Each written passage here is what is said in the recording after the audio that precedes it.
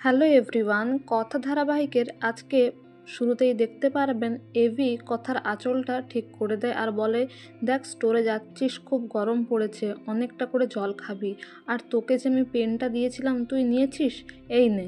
তারপর এভি কথাকে পেন দেয় আর কথা দইয়ের ফোঁটা লাগিয়ে দেয় এভিকে তার বিজনেস মিটের জন্য। তারপর কথা স্টোরে এসে নোটিশটা পায় আর সেই মালিকের কথা অনুযায়ী নতুন মালিকের অ্যাড্রেস নিয়ে কথা আর জুনি খুঁজতে খুঁজতে চলে যায় প্রান্তিকের বাড়ি।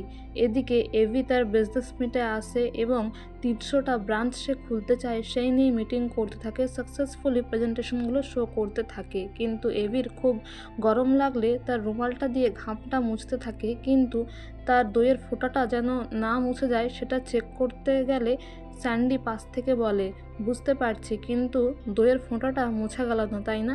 এভি বলে, যত সব ননসেন্স, এই সব কিছুর কি কোনো মানে আছে? মিস্টার রায় পাশ থেকে বলেন, হ্যাঁ মানে আছে। স্বামী স্ত্রীর এই যে একে অপরের জন্য মঙ্গল চাওয়া, একে অপরের বিপদে ঝাঁপিয়ে পড়া, এই সব কিছুর তো মানে আছে, তাই না?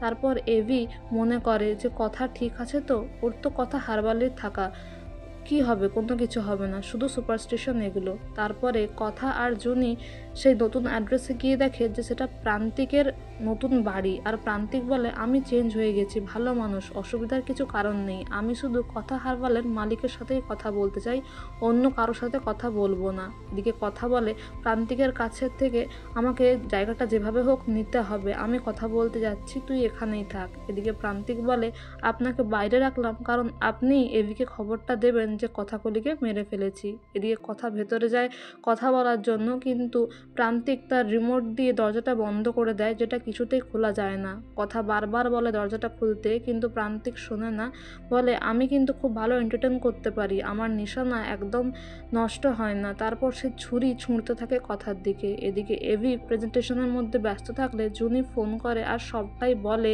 এই জমি জায়গা প্রান্তিকের ব্যাপারটা, যেটা শুনে এভি তো খুব অবাক হয়ে যায় আর বলে, তুমি চিন্তা করো না, আমি এক্ষুনি আসছি, অ্যাড্রেসটা বলো, কথার আমি কিচ্ছু হতে দেব না। তারপর এভি বিজনেস মিটের সমস্ত দায়িত্ব মিস্টার রায়ের ওপর দেয় আর এমার্জেন্সি বলে বেরিয়ে যায়। এদিকে জুনি খুব কাঁদতে থাকে দরজার বাইরে। এভি এলে সে বলে যে আমার আর কথা ছাড়া কেউ নেই, তোমাকে যেভাবে হোক কথাকে বাঁচাতেই হবে। আর এভি কথা কথা চিৎকার করতে থাকে, দরজাটা খোলার চেষ্টা করে, কিন্তু কিছুতেই দরজাটা খুলতে পারে না। আর কথা মনে মনে তার পাচক মশাইকেই ডাকতে থাকে আর ভয়ও পেয়ে যায় যে এরপরে কি হবে। তো বন্ধুরা, এই ছিল আজকের কথা ধারাবাহিকের update. Thank you dearest everyone for your valuable time. Thank you so much for watching the video. Thank you.